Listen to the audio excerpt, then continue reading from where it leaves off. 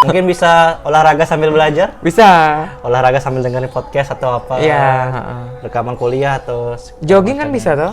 Dengerin rekaman kuliah, jogging. Sering jogging dengar rekaman kuliah? Enggak sih.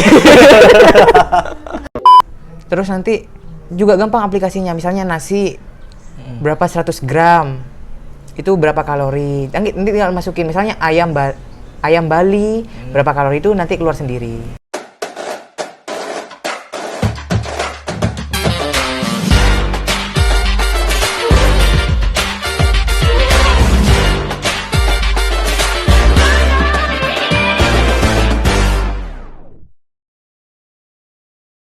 Halo, Assalamualaikum warahmatullahi wabarakatuh. Waalaikumsalam warahmatullahi wabarakatuh.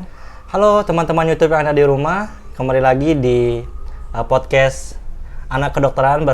Oke, untuk kalian yang baru mampir di channel ini, jadi podcast ini membahas seputar dunia kedokteran bersama teman-teman saya. Di sini berbagi pengalaman ya tentang apa yang telah kami lalui selama pendidikan kedokteran. Nah, Subscribe dulu. oh subscribe. Mana? Sini. Sini. Oh sini. Sini. Jadi untuk teman-teman yang baru menonton, jangan lupa subscribe ya video ini untuk biar kita semakin semangat untuk membuat video-video berikutnya. Oke, subscribe. Kita kedatangan bintang tamu yang sungguh bisa dibilang expert lah dalam bidang kesehatan, perberat badanan. Sorry, dihujat aku di sini. Mungkin bisa diperkenalkan diri dulu bintang tamu kita pada video kali ini. Halo teman-teman semua, perkenalkan saya Ali Mustafa. Saat ini saya kesibukannya itu dokter muda di RSUD Dr. Sugiri Lamongan. Udah sih lagi menjalani stase ini kulit dan kelamin. Lagi stase kulit ya? Ya. Kalau boleh tahu, saya panggil Ali ya? Ali ya. Ali dari mana asalnya? Asalnya dari Madura, Sampang Madura. Dari Sampang Madura ya. Oke Ali, pada video kali ini kita akan membahas topik yang cukup menarik. Kan di pandemi sekarang kan, kita nggak boleh keluar, kan harus di rumah aja karena PSBB dan segala macam. Dan kebanyakan saya melihat itu, kebanyakan dokter-dokter atau mahasiswa sekarang tuh berat badannya nggak naik seperti itu. Setuju nggak itu? Setuju sih. Kebanyakan sih gara-gara pandemi ya, semua aktivitas dibatasi. Juga kuliah online gitu, sekolah online, apalagi anak FK kan. Zoom, ujian juga Zoom, semuanya kan nggak ada yang kampus. Jadi ya semakin berkembang lah kan, nggak ada aktivitas. Kemarin pas Ali kuliah online semua atau? Iya, pas dari saya semester 7 itu udah online kan, dari 2019 ya kalau nggak salah. Nah Ali, kenapa sih mahasiswa kedokteran itu susah untuk menjaga berat badan? Sebenarnya banyak ya sekarang ya dokter-dokter yang, mohon maaf ya sebelumnya, yang agak melebar gitu. Padahal kan seharusnya kan dokter udah tahu faktor resiko apa aja yang bisa gara-gara obes atau kelebihan berat badan gitu. Kenapa kok banyak ya? Karena gak ada aktivitas itu. Apalagi anak-anak remaja yang udah masih kuliah gitu kan. Gak ada aktivitas gara-gara pandemi. Kalau Ali ini merasakan nggak kalau berat badannya sekarang bertambah sejak pandemi sebagai mahasiswa kedokteran? Awalnya itu tahun 2019 ya. Pas lagi skripsian kok gak ada aktivitas, terus deadline di mana-mana, deadline udah banyak menanti buat ngumpulin skripsian bab 1 bab 2. Lah akhirnya karena nggak ada kerjaan, ya udah laptopan ngerjain revisian sambil makan, nggak ada pekerjaan lain. Jadi pas awal pandemi itu berat badanku itu 127 awal pandemi, jadi 127. Mungkin fotonya bisa ditampilin di sini habis ini. Before dan after Ya. Nah terus pas 127 itu awal-awal nggak tahu aku kena covid apa enggak, tapi aku nggak pernah nggak pernah keluar rumah. Itu sesek, pusing, punya hipertensi emang dari keturunan, selain keturunan juga obesitas kan. Punya hipertensi pas waktu itu 160 kalau nggak salah. Iya, udah nggak bisa jalan, ke kamar mandi aja sesek. Nah dari pas waktu itu aku termotivasi untuk merubah pola hidupku jadi lebih sehat lagi. Berarti sejak pandemi itu kerjaannya cuma ngezoom, makan itu ya. Makan sambil cemilan, nyemil-nyemil buat ngerjain skripsi gitu. Kalau cari makan itu pas pandemi itu bagaimana? Ngojek atau?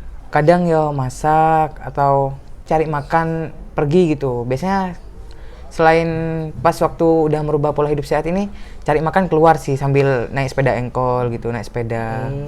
Sepeda ini guys, sepeda saya guys. Mana? Ini. Oh iya. Bukan yang ini ya, yang ini nih. Ini sepeda saya kemana-mana. Oh iya, sekarang Ali ini punya hobi bersepeda ya, kemana-mana. Karena termotivasi sama teman saya yang satu itu.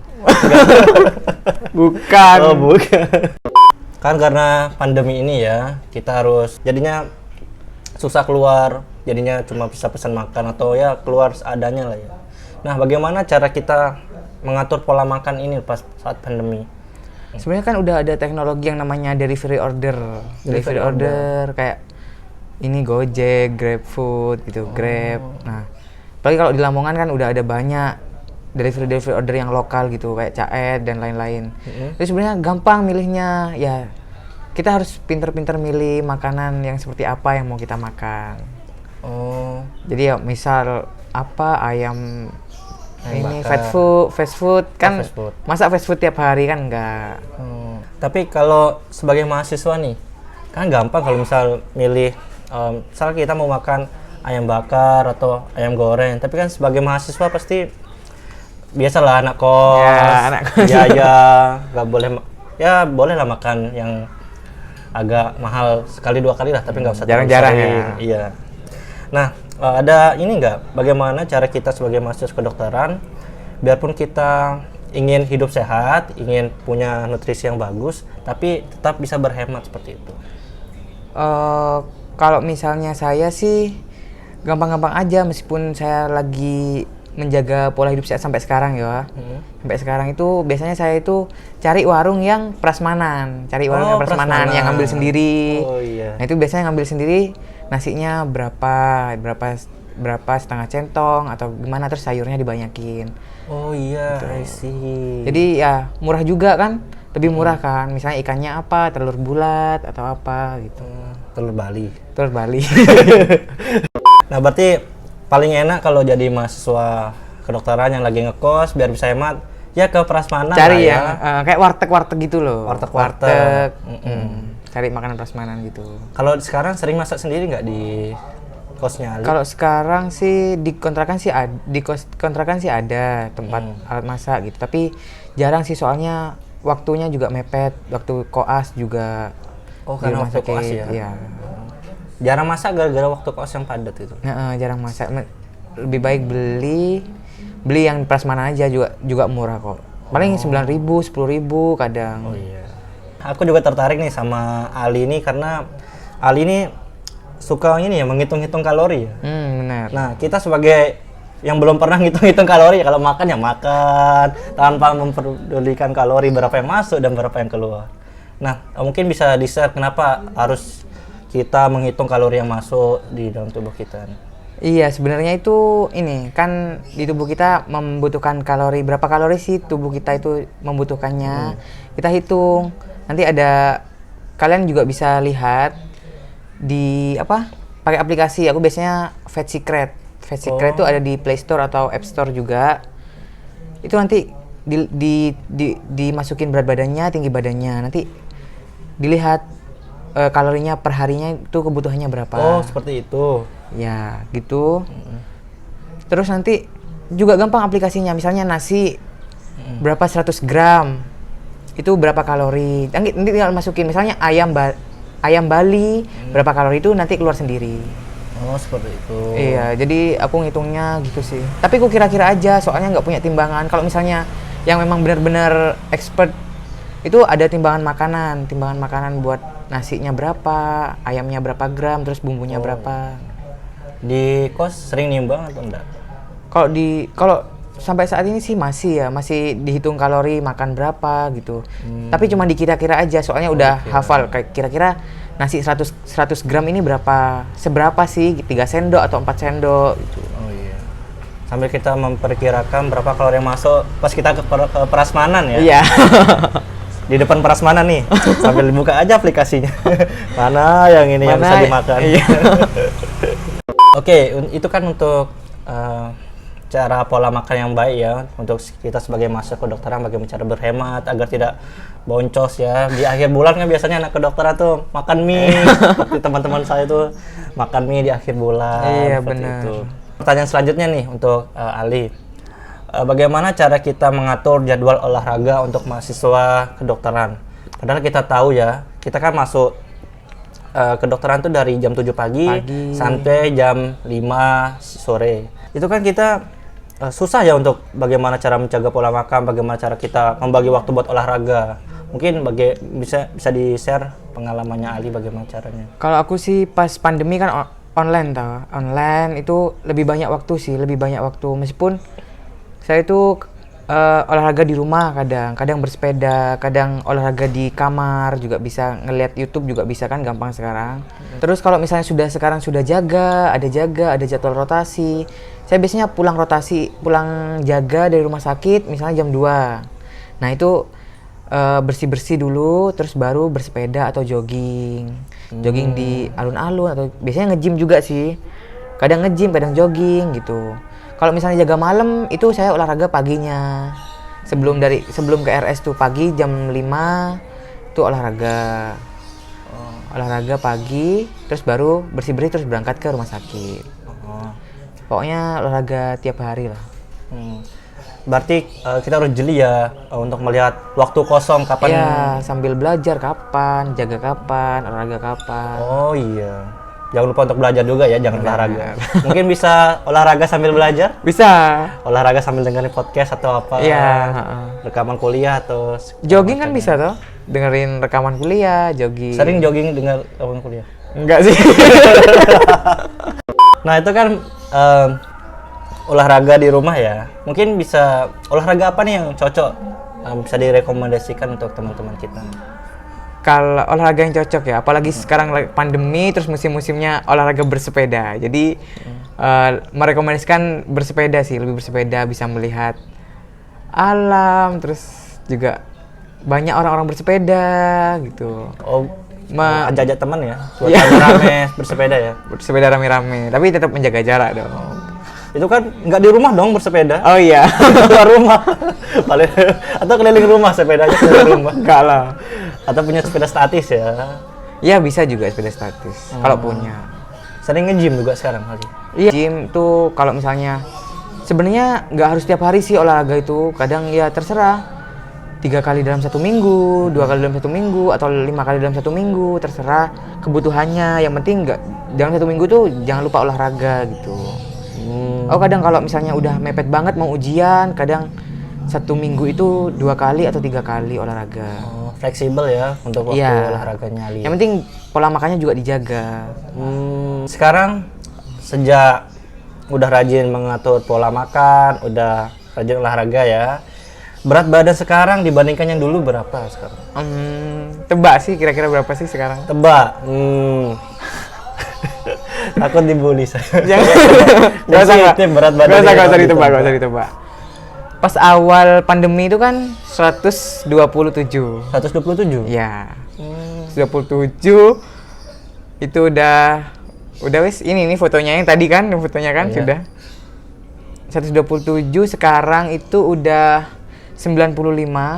95? Ya, masih 95, masih proses. Kan pola hidup sehat tuh nggak udah memenuhi target, udah berhenti gitu kan, terus sampai seumur hidup lah intinya. Habit ya, habit. Jadi kebiasaan berolahraga. Sekarang masih 95 ya, masih 95. Doakan nanti menjadi berat badan ideal. Oh iya, sekarang goalsnya itu apa Li?